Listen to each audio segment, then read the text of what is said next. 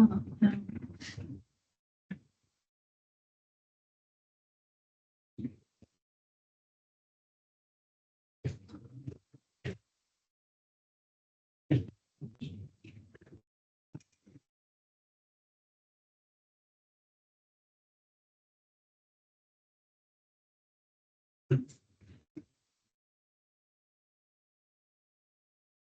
Okay. Thank you.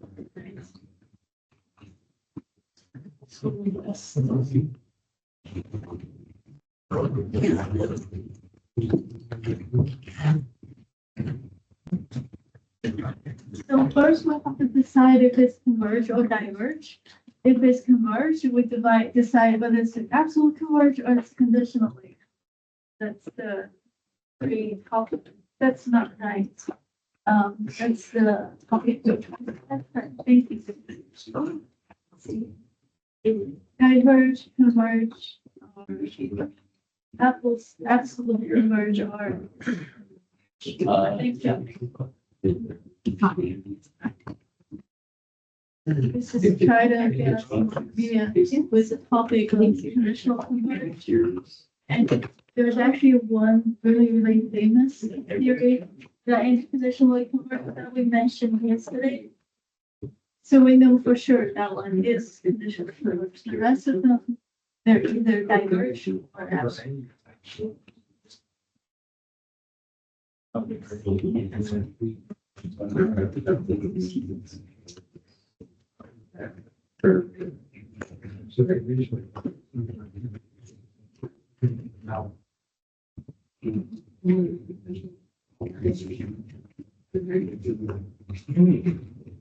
That's right. Thank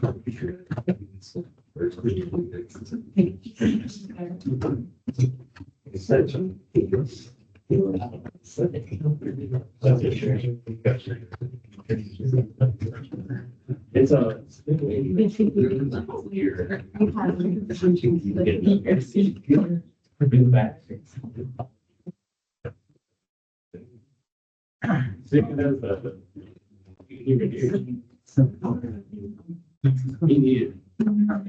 So on the board for today's minutes question, right, you need to know the converse diverge each series. To answer this question well, we have to know all four series.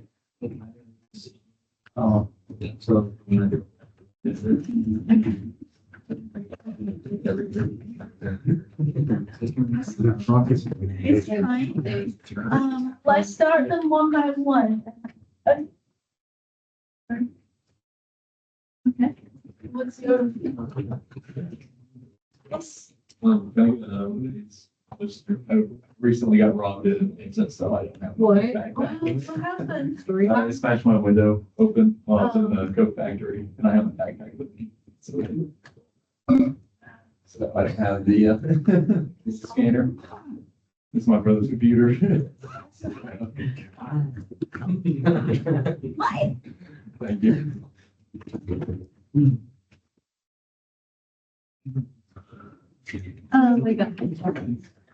Like, Like I have. That sucks. One thing. Who's gonna try to take that?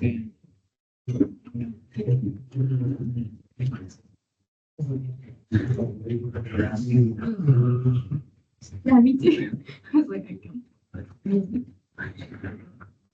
They showed up later. Bryson, right? Yes. I'm trying to find your card number. I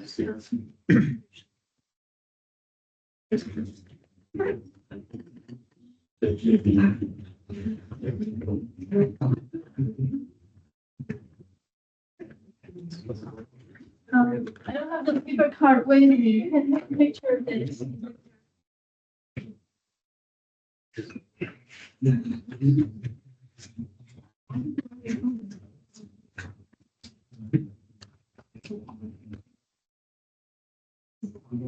This is today's attendance question. We have 4 different series. Let's talk about their diverging converge situations. For example, start with A. Is this one diverge or converge? A. Converge. And because it's a positive, so taking absolute value doesn't change it. This is actually absolute converge, right? Yes. So A is absolutely converged. What about B? It's diverged. That's the harmonic theory. It diverged. Full summation equal to infinity. What about C? Converge or diverge? Converge. Is it absolutely converged? No. So C is conditionally converged. Yes. Yes. That's the alternating harmonic theory. What about D? Diverge, converge. Converges absolutely. They converge absolutely. Okay, thank you. Because you know, if you take absolute value, it will be A, so that means it is converging. But on the other hand, well, that means it's absolutely converged. So if it's absolutely converged, of course, it's converging. Okay, anyone else? So out of all the choices, the only one that converge conditionally.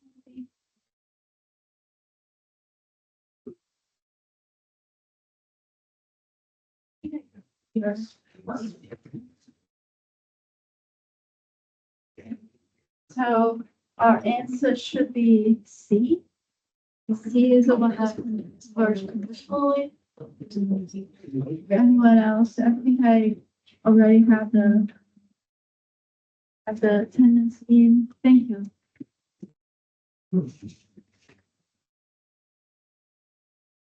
Yeah.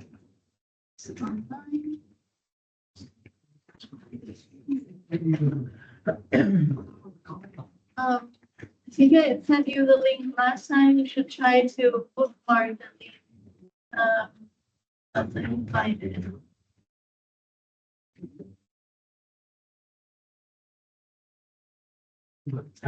Each day it will be the same link. You can even use it in the classroom, even if you're in the classroom, have that link on your device.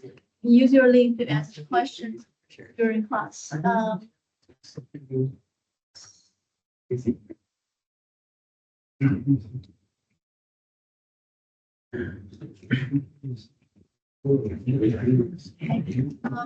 try to bookmark the link so that next time in class you don't have to, you don't have to, you don't have to ask for it. So which will save us time.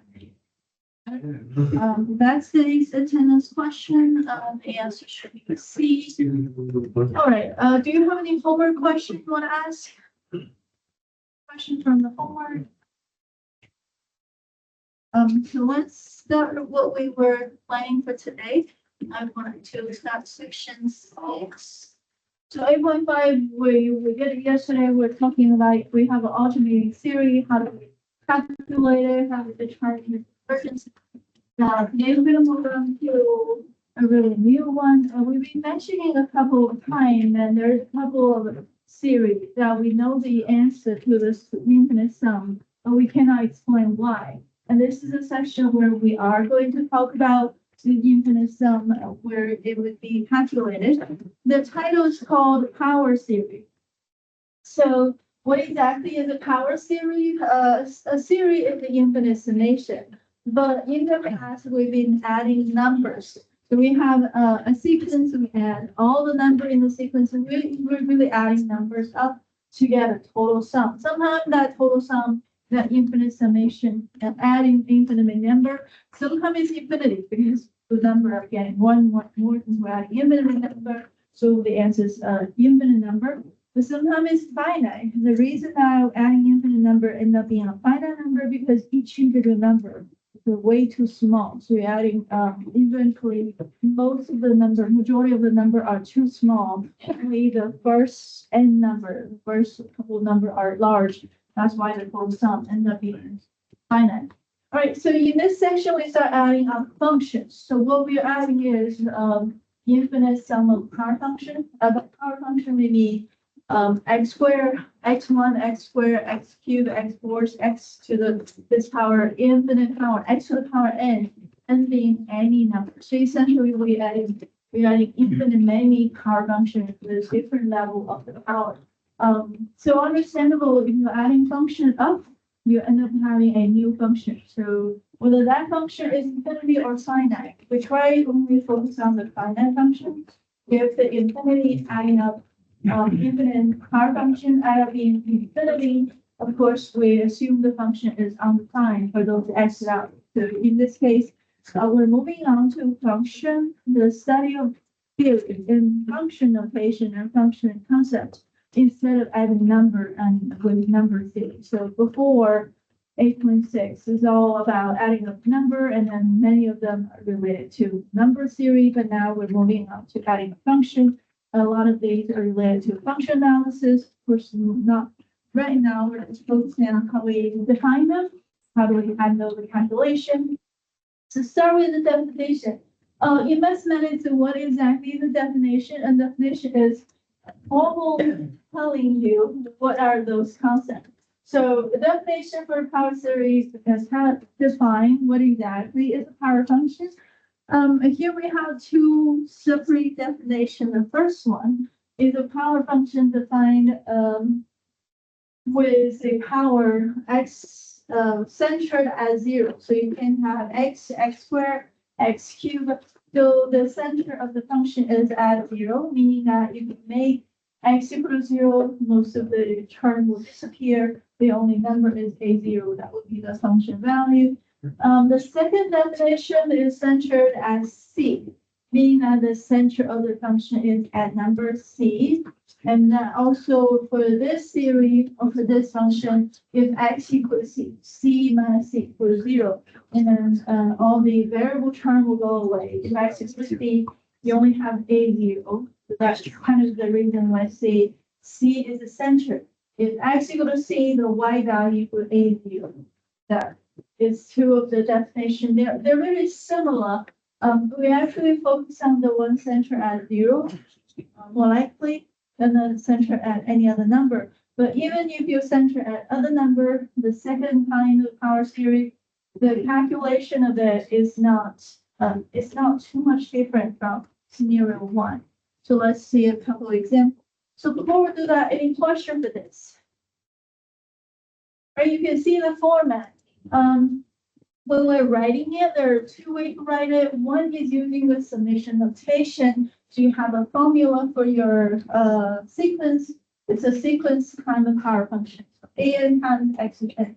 In the past, we have infinite sum of an. Now we have infinite sum of an times x to the power. So that's where the extra multiplication, extra term of x to the power n is. Instead of infinite sum of number, we're infinite sum of the power function. That's why it's called a power series. With that, I guess leading to the term that you might have other kind of function. For example, one other popular series called Fourier series. Fourier series is infinite sum of trig function. You have infinite sum of an times sine of x plus bn times cosine of x. That's kind of theory that we call Fourier series. But not in this class, you might have to study those in other classes. We tend to use trig function to describe things that have periodic behavior, but this is focused on polynomial. All right, so one way is using the summation notation. On the other hand, on the right, you can have expansion. You write out all the terms, at least the first few terms in your power series.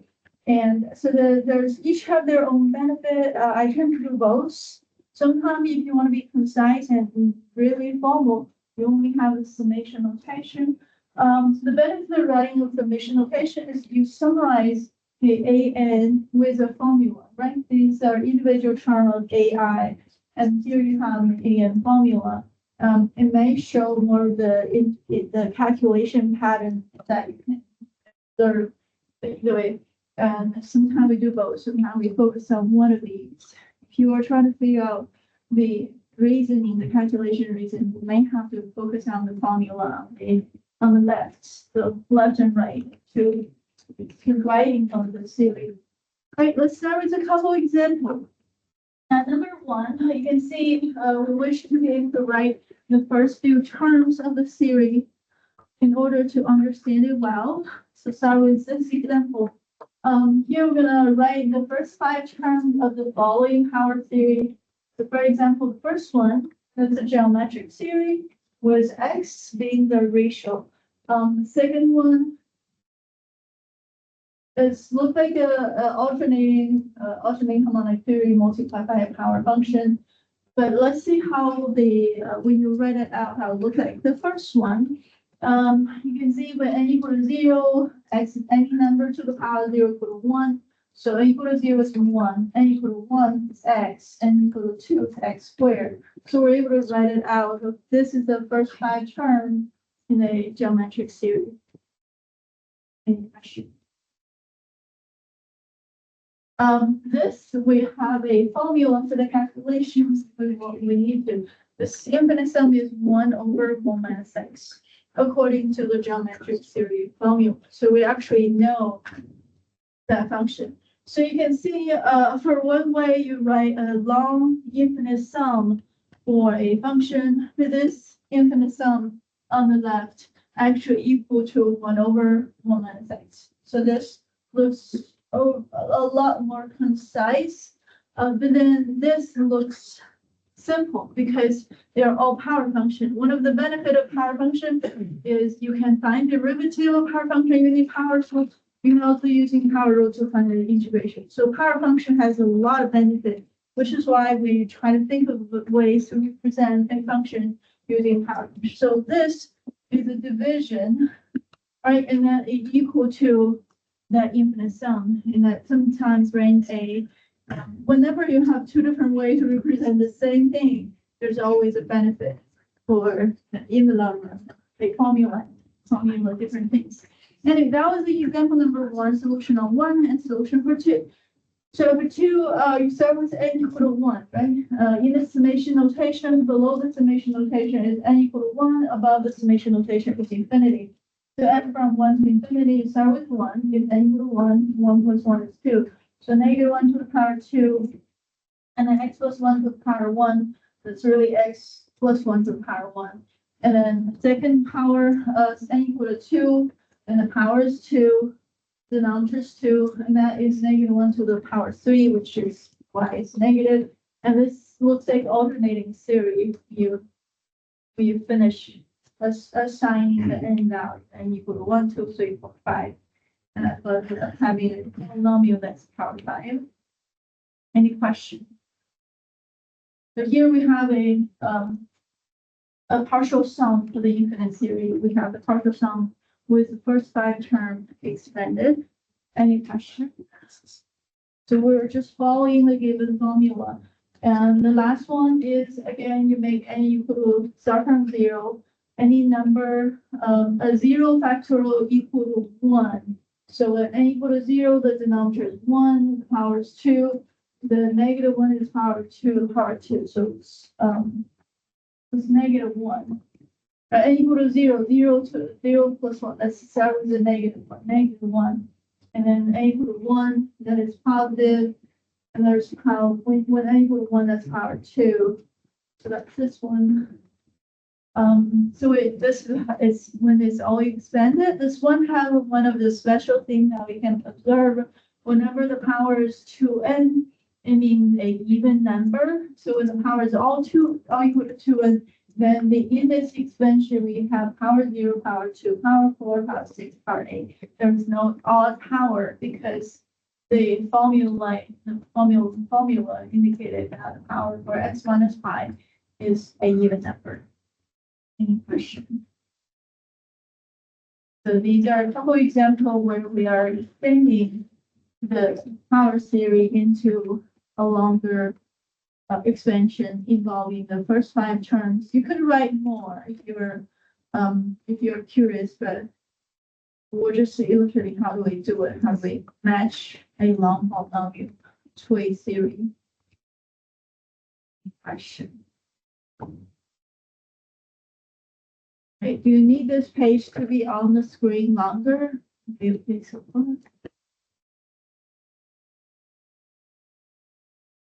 This file is on church review. If I went by too fast, you're always welcome to mention that. I can stay longer and revise or recite or reread it maybe. All right, let's talk about the convergence of power series. And with any series, series represents infinite sum. So there's a situation where equal to infinity or equal to a finite number. So we certainly want to find out when would this power series being convergent. So when it's converged, then the summation actually equal to a number, and we need to know what that number is. But if it's infinity, of course, that means the whole function is undefined for those x values. We need to find out exactly how it is. So the convergence of power series has only 3 different scenarios. Number 1 is the most extreme situation. It's equal to infinity whenever the number shows up. So the only situation that is converged is when x minus c equal to 0 or x equal to c. X equal to c, then x minus c equal to 0. The only thing we have left is a0. So there's only one term in the summation. So if x equal to c, all the term has 0 to the power n. That's why it all go away. So of course we'll guarantee convergence. So this first one is extreme. Okay. Number 2 is if we are able to find a range of value, find an interval, because the series is always converging at number c. So c is what we call the center of the interval. So you want to create an interval where c being right in the middle. C is converging, so you want to create an interval that contains the c. So then how much we go further, it's called c plus r. So how much do we go back? C minus r. This r is what we call radius of convergence. So if we're able to find that r, and then we're able to create an interval that's called interval of convergence, c minus r is the lower bound of the interval, c plus r is the upper bound of the interval. All the number in such interval, we follow a range or a equality that x is the number line for x. All the number in the interval is x minus c. The distance between the x and c is less than r. That's why this is being called the radius of convergence. So in this page, we're really just defining the r. We want to try to find out exactly what do we mean by radius of convergence. That's the second situation.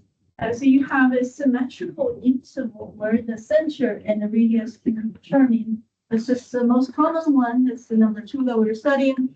The last one is also really extreme. Last one is situation that this series.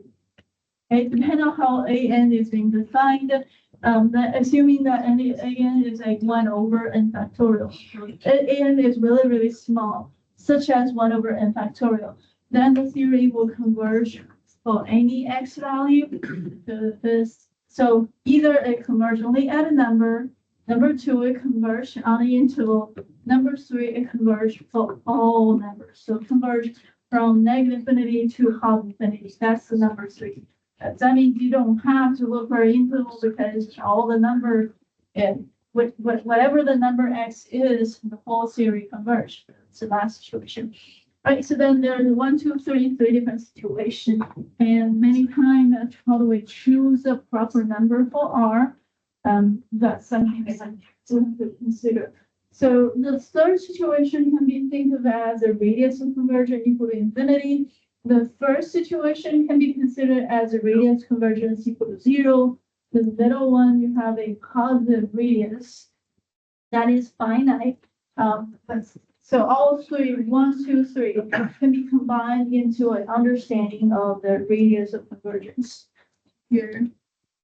Right, so now with all these talk, we're defining that number R as radius of convergence. So then all three can be combined into R equal to 0 for scenario 1, R equal to 5 and up for scenario 2, R equal to infinity for the scenario number 2. When R equal to infinity, that means the radius convergence of the interval is infinity.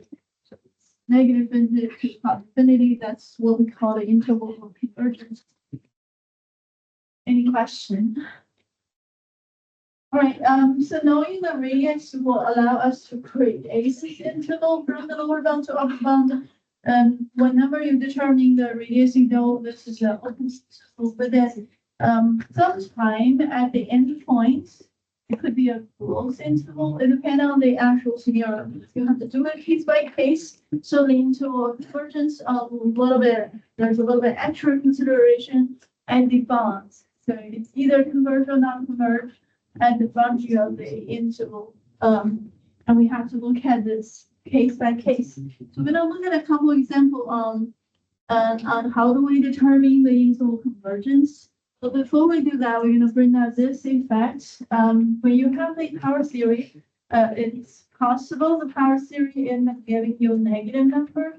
So we want to make this statement saying that this power theory that we were defining right now, and compared to the power theory that we take as a value, these two power theories, they may not be identical because the one on the right, the absolute value of an x minus c to the power c is a positive, individual term are positive. So it's infinite sum of positive number, but the one on the left, depending on whether x minus c is positive or negative. Sometimes it's adding infinite positive, sometimes it's alternating. So depending on x minus c, right? If x minus c is negative, then this is alternating, right? Depending on the number in x. So x value affect this. So this two, even though they might have different value, but then they always have the same radius of convergence. We bring this up because we're getting ready for the calculation of the radius convergence. And the method we're using will be the ratio test. But ratio test only applies when we have positive term. So that's the reason we mentioned the absolute value of our theory term, because that way we're making it positive, then we can apply the ratio test. That's the reason that we bring this up to say the one that has the absolute value compared to the one that do not have the absolute value. We actually radius of convergence, so then we can reassure that you are calculating radius convergence will add absolute value. Okay. The reason that we have to add absolute value is because ratio test only works when the terms are positive. Okay, so then this is a little exercise. The question says we want to determine two things. Number one, we need to find out the radius of convergence. Number two, we want to find the interval of the convergence. They're about the same thing. Radius of convergence is a single number, but the interval convergence is the interval. For interval, you need to find the lower bound and the upper bound. Here we have four different examples. We're going to try and see how do we find the radius of convergence. So basically, we're determining for what kind of x value for this whole summation is finite, or what kind of x value this whole summation actually equal to infinite. What we're trying to do. We'll start with the first example. So for the first example number 1, and we're going to do ratio test. So what exactly is ratio test? Ratio test is to find the limit of an plus 1 over an. Okay, so we're going to find the limit of an plus 1 over an, and n goes to infinity. That's That's the one that called ratio test. Ratio test, you are trying to compare the series or the sequence compared to itself. And you want to do the later one divided by the earlier one, right? So then make n equal to n plus one. So we have numerator xn plus one over n plus one factorial. And then you want to make sure you add abs value. To remember the ratio test only works if you guarantee everything to be positive. The denominator will be x to the power n over n factorial, and then n goes to infinity. So notice its actual absolute value there is to guarantee that we are doing it for a positive term. Therefore, the ratio test will always work. Without the absolute value, the term, the x number might be negative, and that will cause the whole method to fall apart. The ratio test only works for positive terms. All right, so then now it's an plus one over an, cancel the x to the power n, cancel x to the power n. You will have x left in the numerator, and the denominator, n plus one factorial is in the denominator, then the n factorial goes back to the numerator. So there's a change switch of the fraction. You can have to handle the fraction. The one on the left is an plus one over an, and the one on the right is rearranging all the term. So the denominator goes to the denominator. The denominator goes back to the numerator. So that's trying to handle, fluent way, how the fraction are being rearranged into a proper fraction. And now we're going to cancel common factors. The x n in the numerator and denominator we cancel it. The n factorial is also in n plus one factorial. That was canceled. So we end up having x over n plus one. And then n go to infinity. If n go to infinity, x is a finite number. So a finite number over n plus one, n go to infinity, x stay the same. So when n go to infinity, it's the number over infinity, and then equal to zero. Right? So because of that, according to a ratio test, so whenever this limit of this ratio equal to zero, we were only requiring it to be less than one, right? If the limit equal to a number less than one, according to ratio test, it's converging, which means this theory converge for any situation. So it doesn't matter what was the x, this limit always equal to zero, will always be less than one, so this theory converge. Therefore, it converge for all x value, and this is the situation we see. The rate of convergence is infinity. The interval of convergence is negative infinity to positive infinity. This belongs to the situation number 3.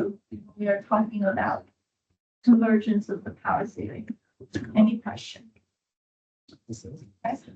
Because of this for all the power theory, and then let's move on to the second example. Do the same. You would take absolute value.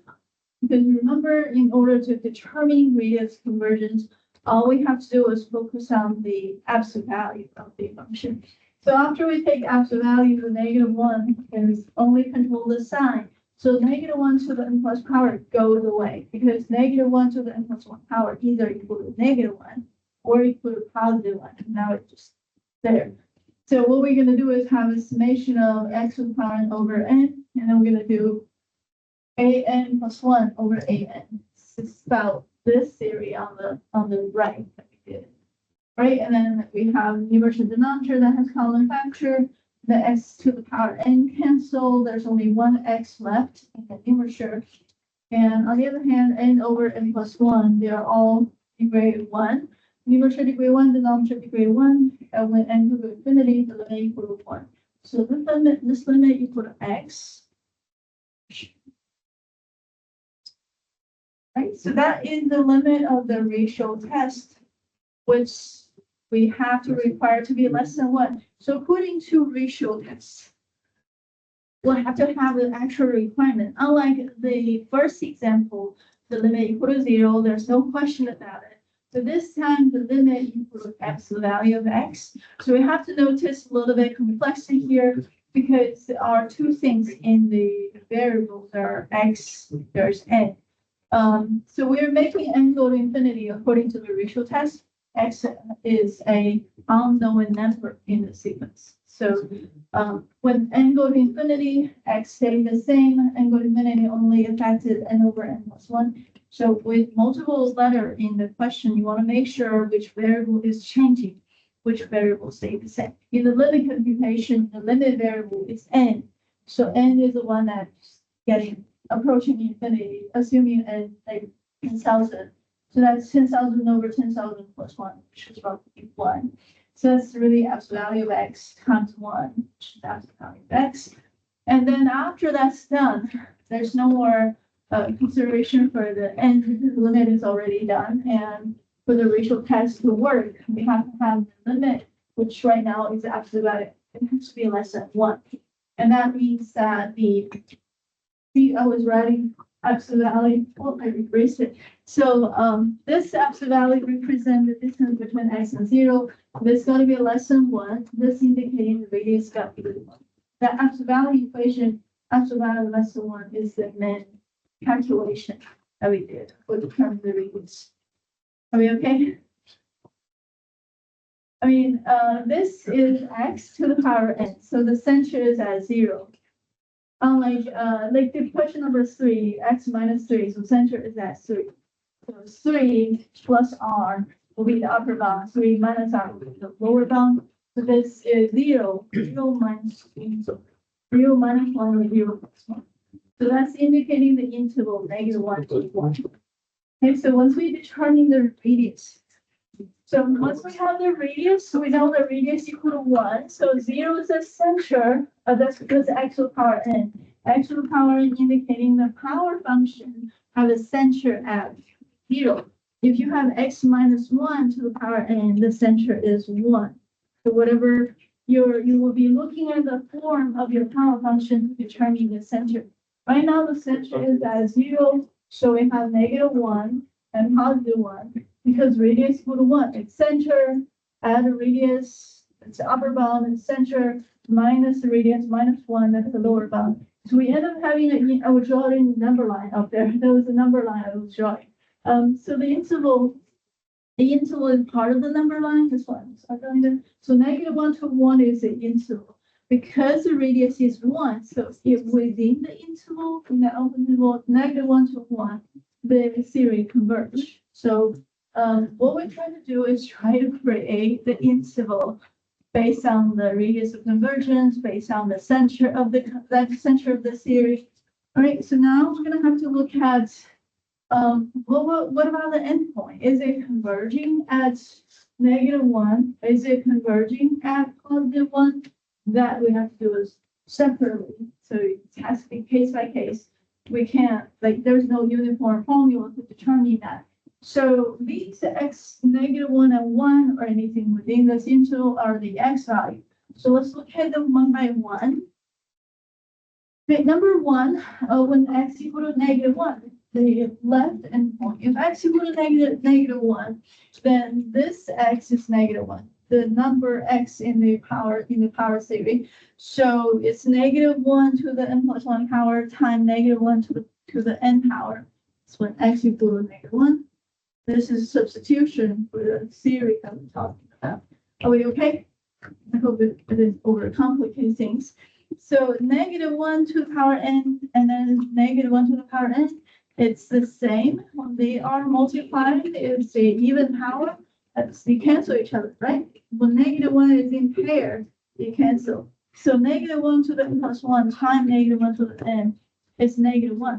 So this is actually a summation of -1 over n, which then, that means every single number we're adding are negative power, a negative number. So we have -1, -1 over 2, -1 over 3, -1. So basically it's negative of the harmonic theory. And then the harmonic theory diverge. This is infinity. So we know this is diverging, therefore we don't have to worry about negative. That's not. So we're not adding point to the interval. And we do the same, looking at what about x equal to 1? If x equal to 1, looking back at the number 2, this x equal to 1. 1 to the power n equal to 1. So then the theory is -1 to the n plus 1, a 1 over n, or 1 over n. That's the alternating harmonic theory. So we know for sure that is converging. So the interval on the one should be a close interval, so that we change our interval convergence. So our final answer for the interval convergence is -1 to 1 with 1 being included. So that in the middle, we're setting the endpoint behavior and kind of change the interval a little bit. And there's a subtle difference between what we started in this page and where we ended in this page.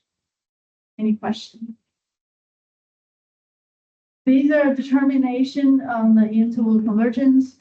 In this question for the second power series, we decided that radius of convergence is 1, r equal to 1. We decided the interval convergence is -1 to +1. The -1 is not included, the +1 is included for the interval.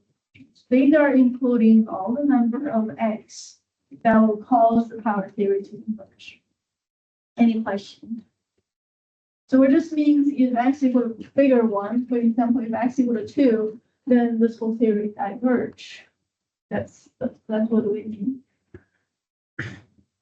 Okay, so not all the x's will have a power theory converge. Only the x in the interval convergence will cause the whole theory to be converged. Gonna move on to, do you have any questions? Is there some question? We're gonna move on to example number 3. So the third example is this one. Okay, so we're gonna do the same. We're gonna take x value because individually x minus 3 could be negative or positive depending on the x value. So we're gonna have to put an x value on this just so we can apply because the racial test only works if we have the chart. So once we add x value, now we're looking at what was the radius convergence for this new series. It's a little different from the original series, but they have the same radius anyway. So we're gonna, this series we find is an term, which goes in the denominator. We find it's n+1 term, n+1 term to the power n+1, x minus 3 to the power. So there we have it. And then they have common factors. So we rearrange the term, find out common factor, the 2 to the n, cancel the 2 to the n, and the numerator and the denominator. And then x minus 3 to the power n, cancel x minus 3 to the power n. So we end up having this. So after cancel the common factor, 2 to the n cancel, we left with the 2, x minus 3 to the power n cancel, we have x minus 3.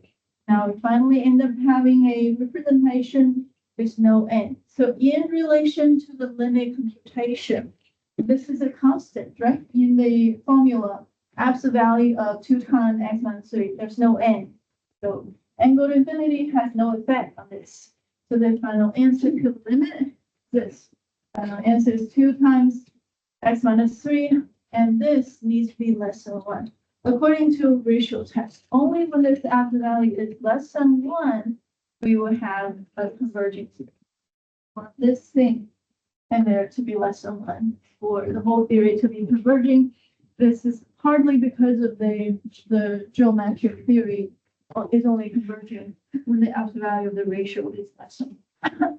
So now I'm going to divide both sides of the equation by 2, which only have x minus 3. Because we have x minus 3 to the power. So whatever is your power function, you go to that root, absolute value of that root. So we're gonna have to divide both sides by 2 in order to get a pure x minus 3, which was in the x minus 3 to the power. Are we okay? So this is my determination starting from the last absolute value equality. We determine that radius is 1/2. So that's the process of how do we properly identify the exact value of the radius.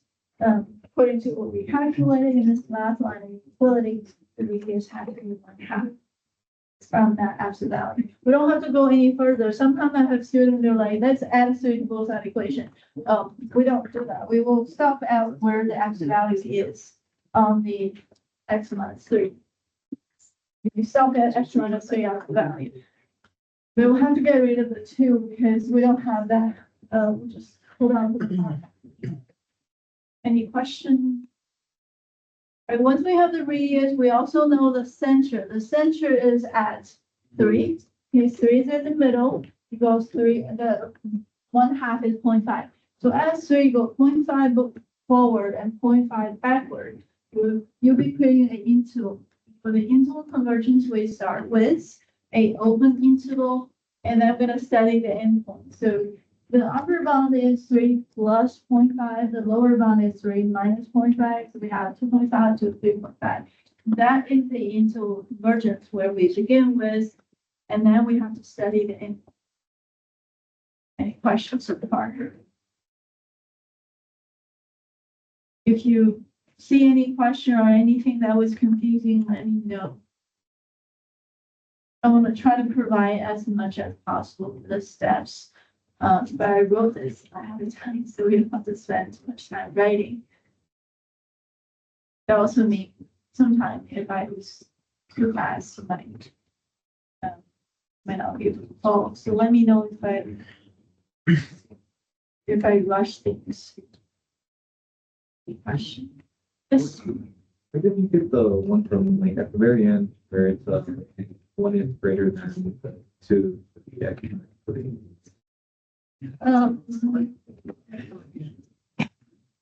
Which parts? Like at the very end, right when you got the absolute value of 2, yeah, that. Where did you get the 1? The greater? The 1. It's from the ratio test. Ratio test says the limit of an plus 1 over an. This limit has to be less than 1 for it to be converging. So this part is from the ratio test condition. Okay.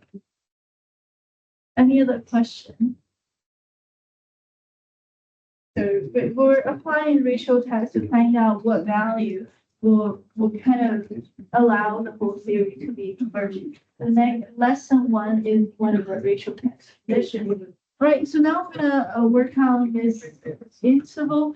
This interval have left endpoint and right endpoint. Those are the x value interval.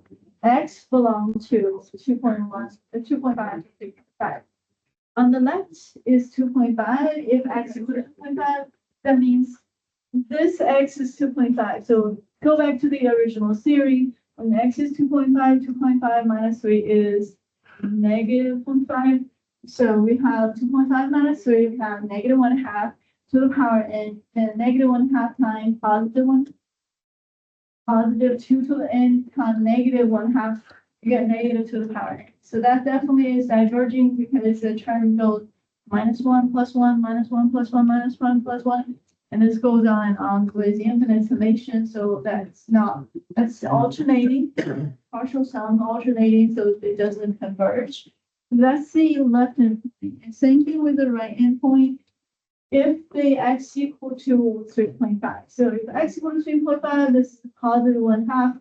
Positive 1/2 to the power n times 2 to the power n equal to 1. And summation of 1 is 1 plus 1 plus 1 plus 1 plus 1 infinity. Infinite summation of 1 and also diverge. So we know for sure at both of these endpoint is diverging. Therefore, the endpoint is not included. So the interval convergence is 2.5 to 3.5. Then I finish the determination of the interval of convergence. Any question? Right, so we were just illustrating using this example that knowing the radius convergence doesn't 100% determine the interval convergence. You still have to possibly work on the endpoint of the interval. Sure.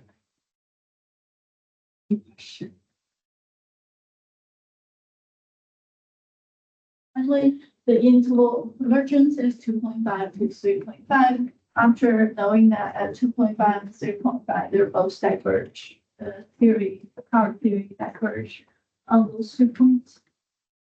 Then we have one more example. The last example is summation of n factorial times x to the power n.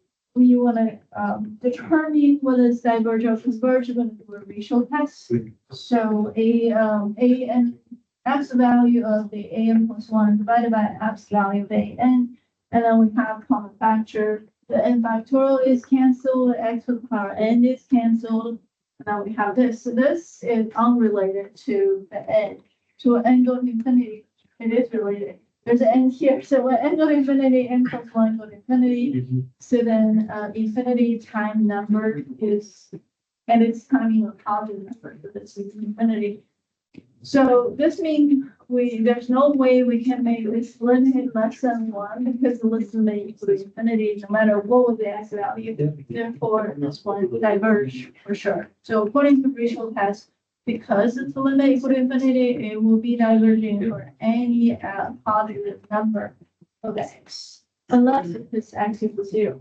I mean, if this is equal to zero, of course, this whole thing is because any number multiplied zero equal to zero.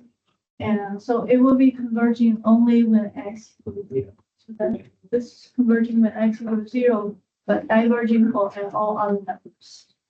Any question? That means this power theory only converge when x equal to zero. Radius of convergence equal to zero, and it doesn't even have an interval convergence because it only converges at a single point. To be an interval, you have to have a left boundary and the right boundary. Any question? So let's finish all four examples and kind of presented our ideas. Let's move on to other topic. If you know a power theory is converging and you know the radius of convergence, and there's a couple of things we can talk about it. We're going to do a little bit of calculus with the power theory that we mentioned. A power series values is an infinite summation of power function.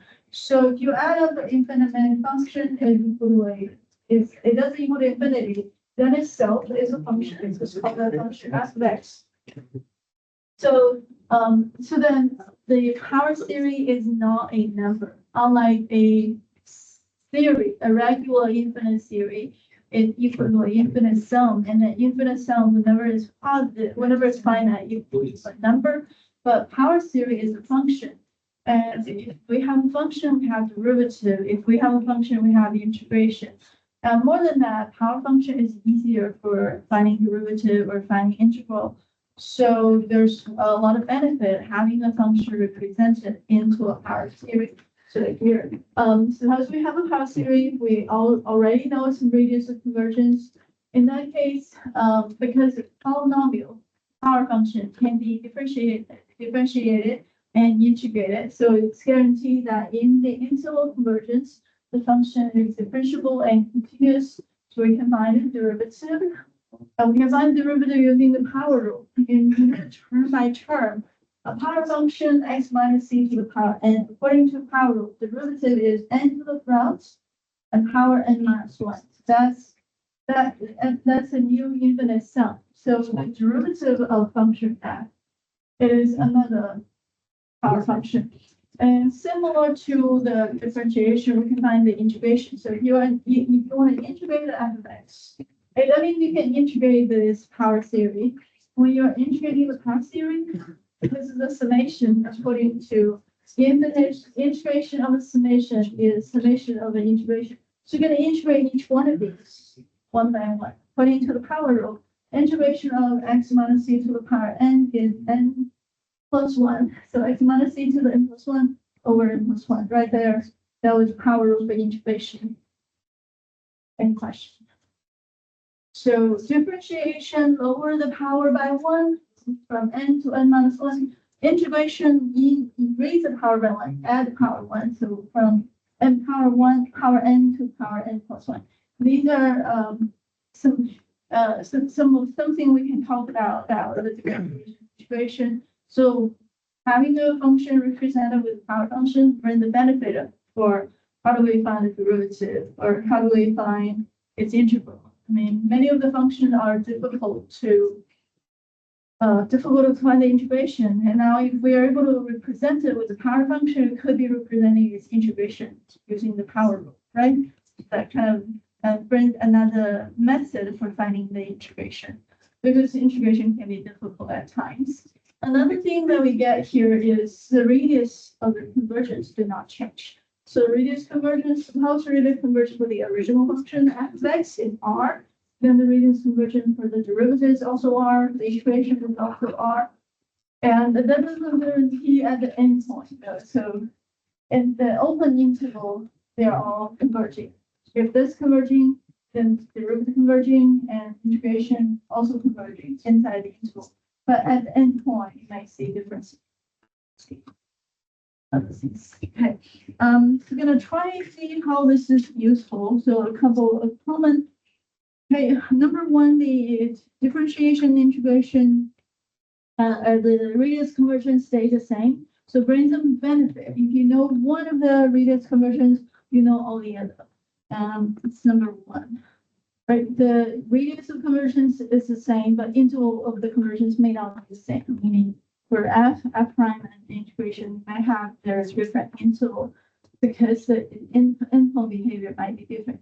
Number two is the derivative. You see, this start with n equal to 1, and that start with n equal to 0, because the first term is a0, and this is 0, so it's a0. A0 is the derivative equal to 0, right? So we don't have to add the a0 here because it's equal to 0. So then the second one, we're just explaining why we start from 1 instead of start from 0. Because the a0 equal to a0's derivative equals 0. Number three is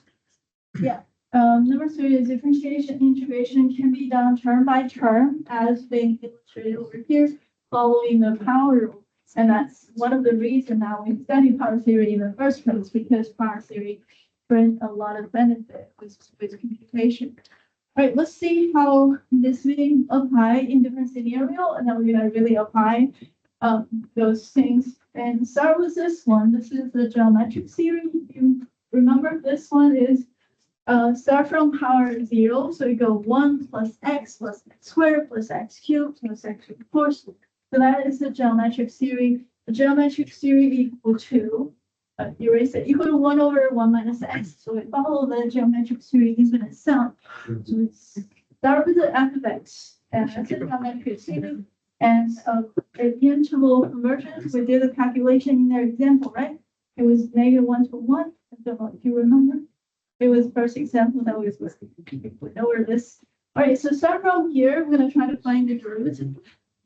Okay, derivative of this function, how to, according to the power rule, derivative of x to the power n is n times x to the n minus 1 power. Right? And I'm gonna do it one by one. And this one starts from 1, but the derivative of 1 equal to 0. That's why n equal to 0 is for f of x, but n equal to 1 is the beginning of the derivative. And then we expand it, and you can see when n equal to 1, it's 1 times 1 minus 1 is 0, so that's 1. And when n equal to 2, 2 times, and so on. Or you can do it term by term. Originally with 1 plus x. It was like 1 plus x squared plus x cubed plus x to the fourth. Right, that's the summation x to the power n. So that was f of x. Right, when you try to find the derivative, you get that was 0. And this has derivative 1, and then 2x and 3x squared, and then 4x cubed. So if you do it term by term, one by one, you can see that it matches directly. Are we okay? So derivative, and why are we doing this? Because, right, because we kind of want to follow all that. We want to find the derivative. We also want to find their integration. Also, we want to find their integral convergence. We're creating more of a variety of different theory. The original geometric theory, we're creating something more, so something that we haven't seen before. Okay, so the interval convergence for the original one was open interval -1 to 1. Was it open? Yes, it's an open interval. It's diverging at -1 and 1. Now here, we also want to find out what happened at the endpoint. So if for the derivative, if x equal to -1, -1, and you have an alternating theory, the interval solution, they diverge because the number goes 1, 2, 3, 4, so it doesn't converge to 0. If x equal to +1, then it's not even alternating. But still, the number are getting bigger, so it's not approaching 0. Individual term is not approaching 0. Of course, the whole summation is not approaching 0. shows diverging at both of these endpoints. That's how we know the interval convergence for the derivative of the geometric series is this. And we have the integration. So this is all about the derivative of the geometric series. And then we move on to integration of the geometric series. When we do integration, we're gonna follow the power rule, power in n+1 over n+1. Okay, and then we expand it.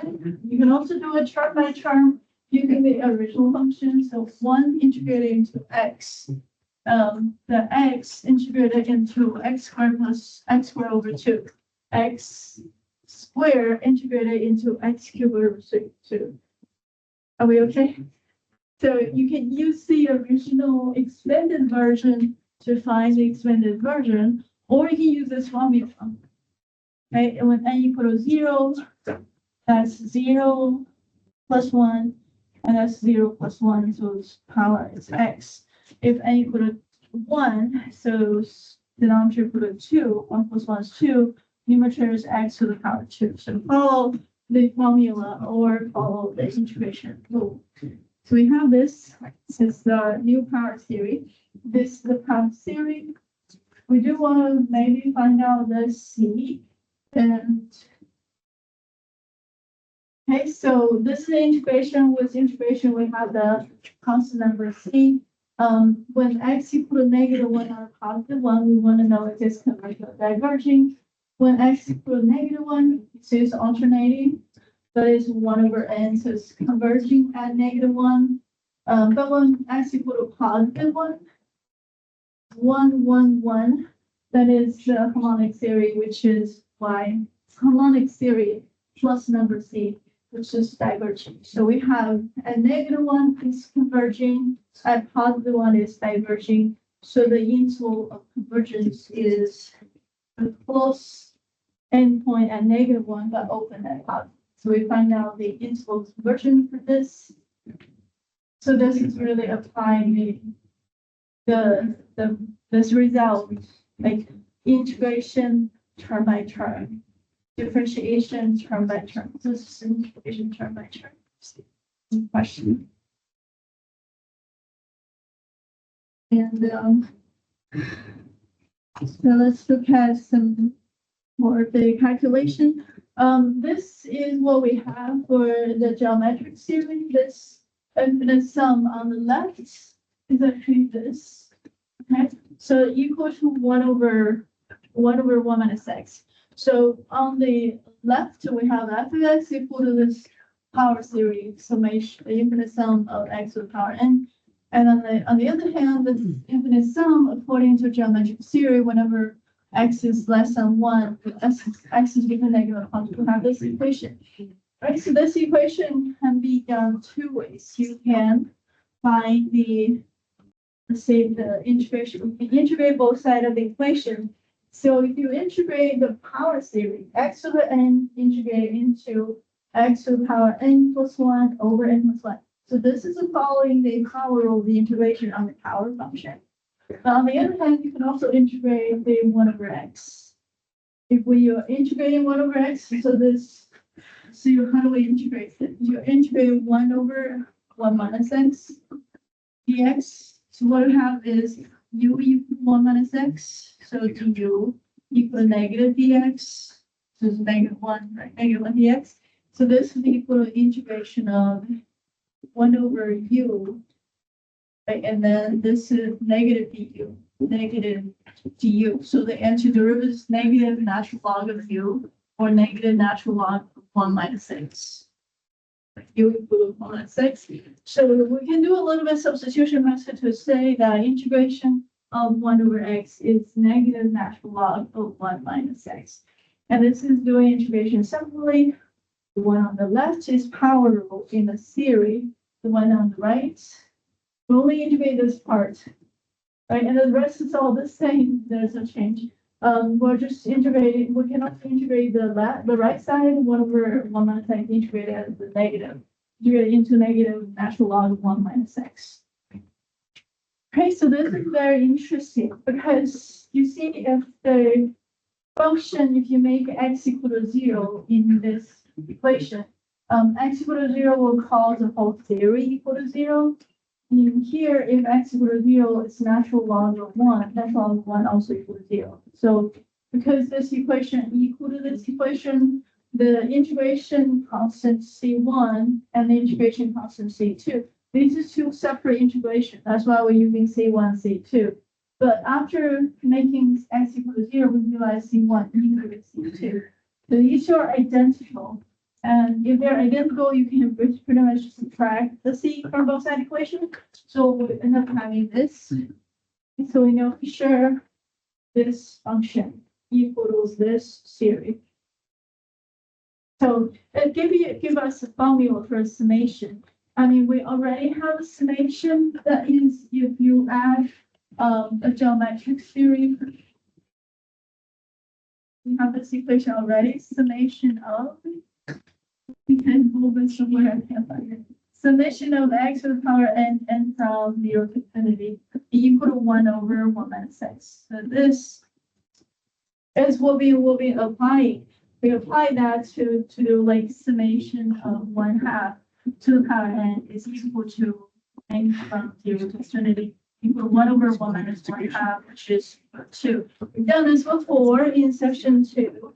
Now on the board we have another equation, and that is the equation we will be using to determine the alternative harmonic theory summation.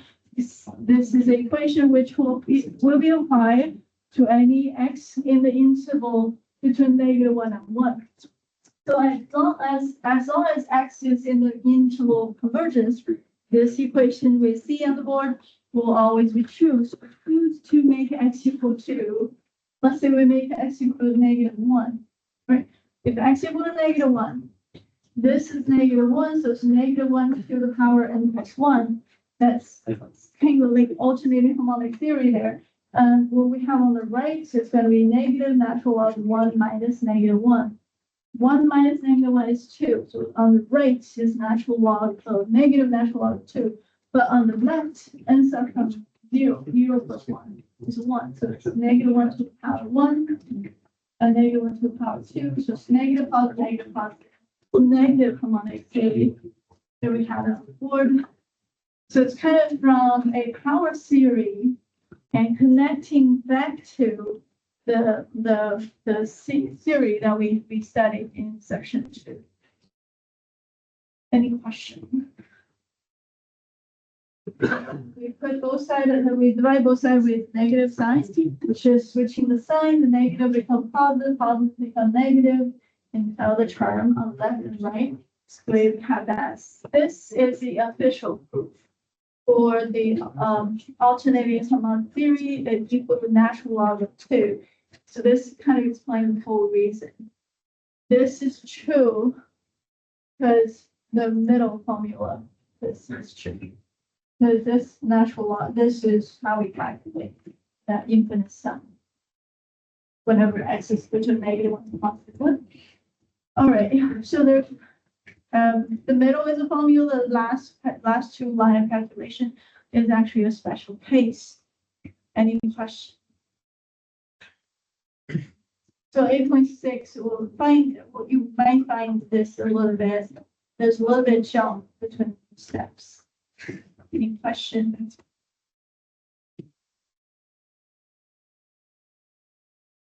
So everything on this page kind of explains the reason why the alternating harmonic theory is being calculated this way. This is what I calculated last semester when I try to go over this. So I try to explain the geometric theory. When you have this sum, you can use the summation notation on the right, or you can use 1 over 1 minus x, which is the geometric theory formula. So following the idea, if you have the same function, if this equal to this, equal to this, then you can integrate all in the same way. So integration of 1 over 1 minus x is this integration, which equal to this negative natural log 1 minus x. Now the middle, if you integrate it, you follow the power rule. Integration of 1 is x, because derivative of x equal to 1, right? Integrate x equal to x squared over 2. This is what we have here. which could be summarized into one on the right. And the middle and the one on the right, they're really the same thing, but I write it out just so it's easier to understand. If you integrate x to the power n, you end up having x to the power n plus 1 over n plus 1, which is essentially the same as over here. But when you do integration, you have to do plus c. Forget to write the plus c there. There's a plus c. So that's really the integration of this. So this is from the first line to the second line is all integration. Integration with the right, the left, and the middle. And what we're gonna do is just make x equal to -1. You make x equal to -1, and that one is negative natural log of 2. But if you make the middle one x equal to -1, you will see -1, -1 squared, -1 cubed over 3, and so on.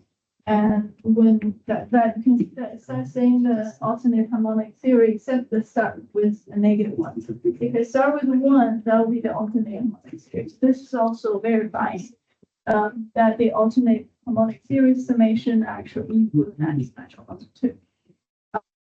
This is pretty much the same as what we have here. But this is what's being presented in the textbook. I was just typing, this was a handwritten solution I had last semester. It's pretty much the same idea, but hopefully we can try to see the connection. Any question?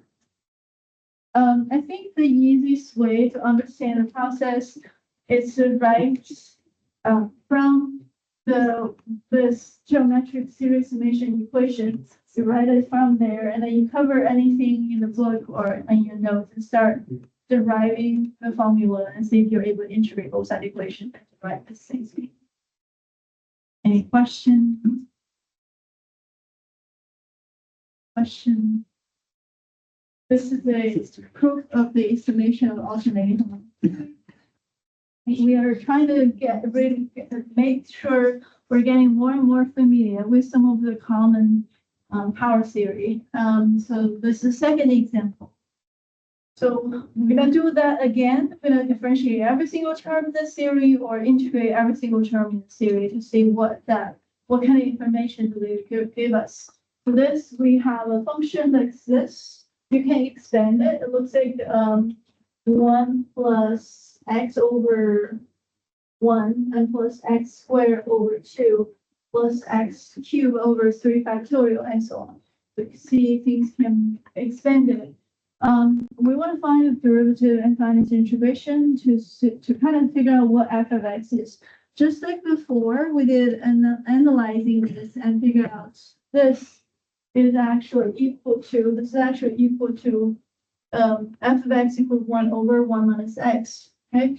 And the derivative actually equal to derivative 1 over 1 minus x. So we can actually calculate the formula for the integration or differentiation. So that allows us to come up with this equation, and we can do the same for this one. So first we'll write it out. So that's the initial, it's f of x, as x to the power 0 is 1. So 1 over 0 factorial is 1. X to the power 1 to the 1 factorial is x over 1. And then x to the power 2 over 2 factorial, x to the power 3 over 3 factorial, x to the power 4 over 4 factorial. The denominator is quickly getting bigger and bigger. This is a second or third. The second example in this section, and the interval of convergence is -infinity to +infinity. This interval means that it is converging for any x value. The reason this is true is guaranteed by having a factorial in the denominator. This number is really small, so kind of make sure it's converging. To start from f, I'm going to try to find derivative. And if we try to find derivative, we'll follow the power rule. And this differentiation only occurred to the x. So the n factorial in the denominator, that's not x. So when you're differentiating, x is a variable. So the x to the power n has derivative n times x to the n minus 1 power. Denominator stay the same because with relation to the x, the n factorial in the denominator is just a coefficient. So there's no change to the denominator. The only change is x to the power n. It's being differentiated into n times x to the power n minus. Are we okay? With that, we can expand it. The n in the numerator cancel the n in the denominator. So we were able to reduce down to the ternary. Okay, so this n cancel this n, then we have n factorial in the denominator. N cancel n factorial is n times n minus 1 times n minus 2 and so on. So after cancel the n, it becomes n minus 1 factorial, and then we can write it out. When n equals 1 is 0 factorial, and numerator is x to the power 0, which is 1. When n equals 2, denominator is 1, numerator becomes x to the power 1. If you expand it, it looks like this. And you look back at what we have there, they're identical. So what we have here is in the derivative, that looks exactly the same as the original, which was this. Right, so then there's a little change of variable here from n minus 1 to n. But they represent the same thing. Of course, they should have the same representation, meaning that this may look different than this. They're actually the same. And when you, especially after you write it out, sometimes when you're not sure if two theories are identical, what you can do is look at what they expand into. If they're the same, they should be the same. So this one, it looks like the derivative of f of x is equal to f of x. So we're saying we found that the derivative of f of x is f of x, and which function has derivative equal to itself. Right? We find out this function, my function, it has a derivative that equals itself, which should be e to the x, right? Or maybe e to the x times a number. So the only function that has this property that the function derivative equal to itself, it could be the a c times e to the x. So the function of x would be c times e to the x. For 5 e to the x derivative is still 5 e to the x. So we might have a choice of changing the number c. But if you make this function in the original function like this, if x equal to 0, this 0, 0, 0, all the power function equal to 0 is 1. So f 0 equal to 1, right? And then that means if you have c times e to the x, when x equal to 0, e to the 0 equal to 1, c times 1 is c. So that means that c has to be 1 in order for things to work out. Any question? So because the definition has a 1 in the first term, and therefore the c has to equal to 1. So the function we're looking for is e to the x. So what does this bring us to? It's giving us a representation for e to the x into a power series, into an infinite sum of polynomials. So we have e to the x is equal to summation of x to the power n over n factorial, where n from 0 to 1. So this is actually a representation of e to the x. So what we have as this f of x is actually e to the x, and e to the x can be written into a series, into a power series. And then we're applying the power series as a way to expand or represent the several functions. So we're just representing 1 over 1 minus x using the power series. And we also using power series to represent e to the x. All right, so let's move on to the integration. We're probably going to verify the same thing. If we integrate this function using the power rule, the power n, they go from n to n plus 1. And we also have to divide by n plus 1. There's n factorial there, but n factorial times n plus 1 is n plus 1 factorial. That's what we have there. And when applying this, if you expand it for n equal to 0, n equal to 2, n equal to 1, 2, 0, 1, 2, 3, the first 4 terms expanded, we see this. And that's almost the same as what we observed in the original function. Okay. So the integration of the f(x) ends up being this. So the original f(x) is summation of x to the n over n factorial. So when you compare, we realize the integration of f(x) and the f of x is pretty much the same. Maybe they have a different number initially. The only difference is a constant number. which is the case between the integration. You have an indefinite integral that always has this type BSC. So turns out the integral of f of x differ from the original f(x) by just a constant, which will be saying the antiderivative of function f is function f plus c. So it's saying function f is the antiderivative of f(x) itself. Okay. So that also confirmed that the function has to be e to the x because e to the x is only one where it's the antiderivative. Same thing. Okay, so this is the beginning part of the 8.6. And I also assigned 8.6 online. Let's see if we can determine some of the radius of convergence or interval convergence assignment. I'll see you tomorrow. Let me know if you have any questions. This section will be slightly harder than the first section. The function. It's 8. Yeah. It's the last one.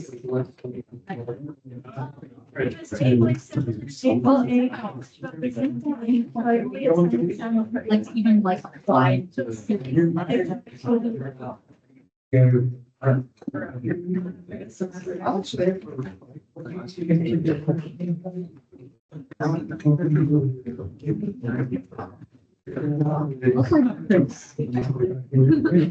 Let's team up and talk.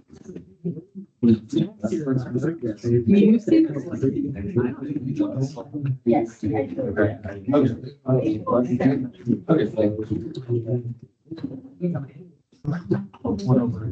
I think Christopher Machado can get a trade.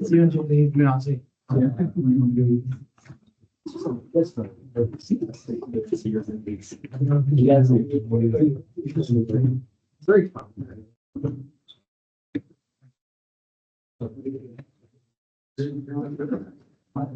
Yeah.